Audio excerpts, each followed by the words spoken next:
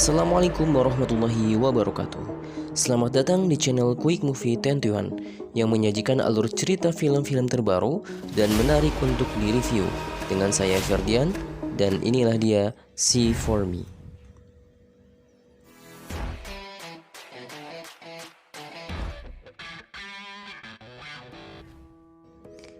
Film ini mengikuti Sophie, seorang gadis buta yang dibayar untuk menjaga sebuah rumah mewah di kawasan terpencil. Ketegangan terjadi ketika beberapa orang datang untuk menginvasi rumah.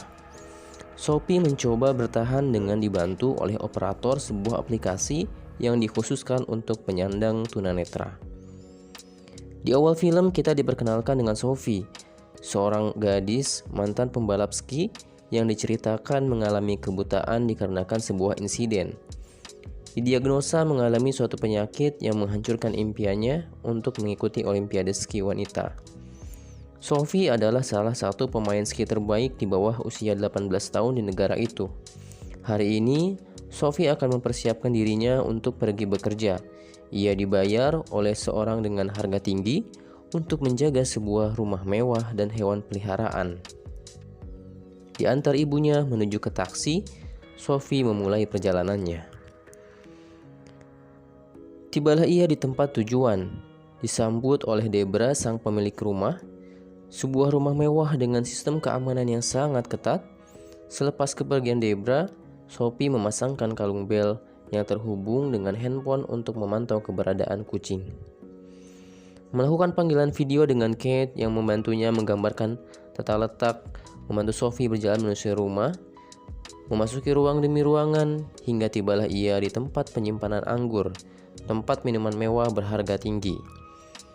Sophie menyimpannya, namun Kate melarangnya, meminta Sophie mengembalikan anggur ke tempat semula. Hingga kemudian mereka terlibat pertengkaran. Kembali ke ruang tengah, Debra menelponnya mengingatkan Sophie untuk mengaktifkan sistem keamanan.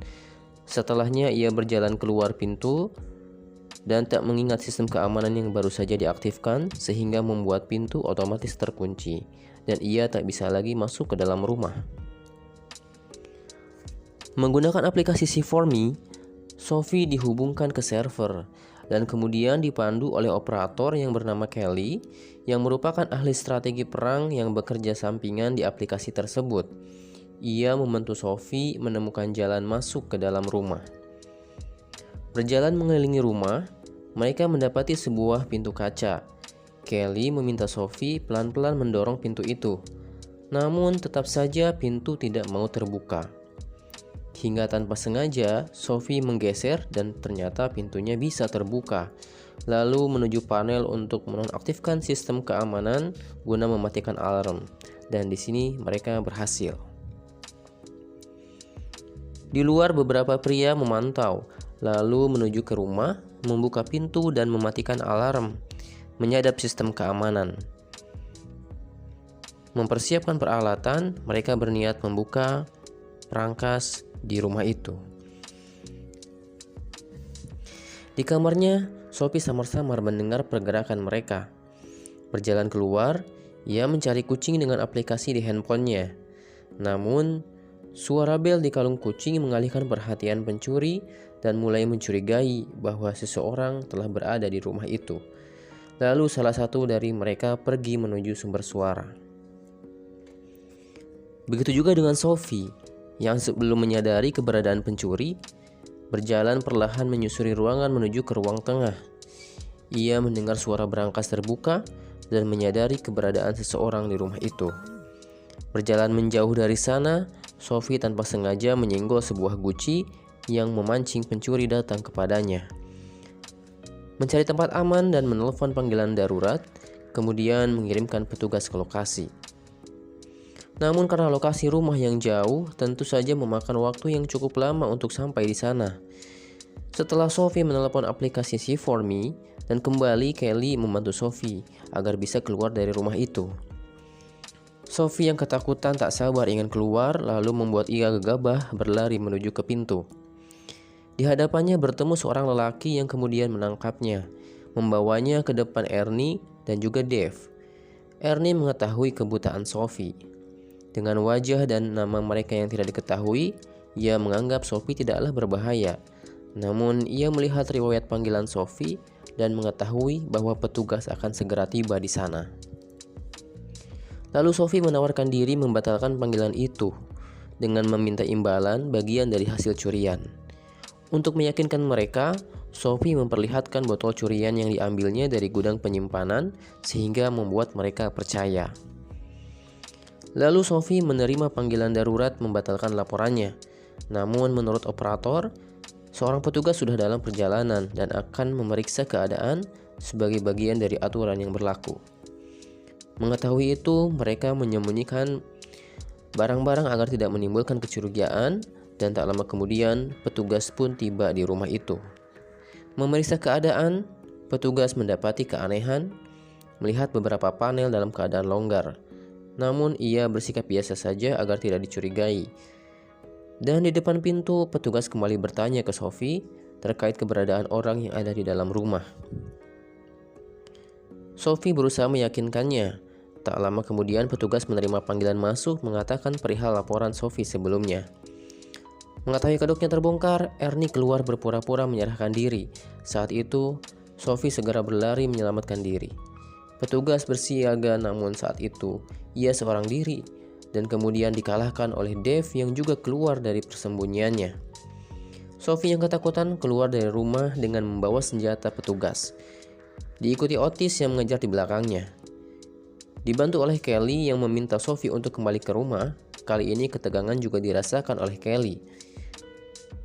Kelly membantu Sophie menyiapkan senjata, ia bersembunyi di taman bunga, dan tak lama kemudian, penjahat Ernie pun datang ke ruangan itu dengan pisau di tangannya. Melihat itu, Kelly meminta Sophie untuk menembak. Karena ketakutan, Sophie melepaskan peluru tepat ketika Ernie hendak menyerangnya, dan ia pun tewas di ruangan itu. Setelahnya, ia pergi dari sana, diikuti oleh Otis yang mengetahui kematian Ernie. Bersembunyi di lantai bawah, ia melepaskan tembakan yang mengenai kaki Otis. Namun ketika itu, koneksi terputus karena jaringan membuat Sophie hilang arah. Dan ketika panggilan kembali terhubung, Kelly memandunya dengan benar dan Otis pun tewas di sana. Saat ini tinggal tersisa Dave yang sedang berusaha membuka berangkas. Namun baterai di handphonenya semakin melemah. Ia pun mengungkapkan penyesalannya bekerja sama dengan pelaku yang menyebabkan satu petugas tewas karenanya. Melepaskan satu tembakan yang tidak tepat sasaran membuat Dave dari balik telepon. Kelly meminta Sophie untuk menembak. Namun Sophie ragu-ragu. Tak lama kemudian baterai handphonenya habis dan panggilannya terputus. Di hadapannya, Dave memohon kepada Sophie untuk menurunkan senjata, kemudian berniat berbagi hasil. Namun tampaknya kali ini Sophie teguh pada pendiriannya untuk menghabisi mereka semua. Menahan Dave agar tidak pergi sembari menunggu petugas di sana, kemudian Dave mengambil senjata yang tersimpan di dalam tasnya. Bergerak cepat, saat itu juga Sophie melepaskan tembakan menyelesaikan perlawanannya. Dari dalam kantongnya terdengar suara panggilan telepon yang ternyata dari seorang pria yang bernama Rico yang sudah menunggu di depan rumah. Ternyata Rico merupakan mantan suami Debra yang merupakan dalang dari semua ini. Rico meminta Sophie tidak bersembunyi dan memintanya berbagi hasil bersama-sama. Namun Sophie tidak menghiraukannya dan mematikan lampu-lampu di rumah itu, menandakan perlawanannya kepada mereka. Melepaskan tembakan ke arah Sophie dan satu peluru pun akhirnya bersarang di kakinya Sophie. Dengan kaki yang terluka, Sophie berjalan ke tempat aman mencari perlindungan. Kemudian keluar dari kegelapan menyerang Rico, menusuknya berulang kali, menghabisinya di rumah itu. Hingga tak lama kemudian rombongan petugas dan ambulan pun tiba di sana untuk menyelamatkan Sophie. Keesokan harinya Sophie keluar dari rumah sakit dengan kursi roda bersama ibunya. Sophie tersenyum dengan memegang tas yang dipenuhi oleh uang di dalamnya. Sophie senantiasa bersembunyi dari kekurangannya, melakukan pencurian, apapun alasannya, mencuri merupakan perbuatan tak pantas untuk ditiru. Sekian dari saya, akhir kata saya ucapkan terima kasih dan sampai jumpa di plot cerita film lainnya.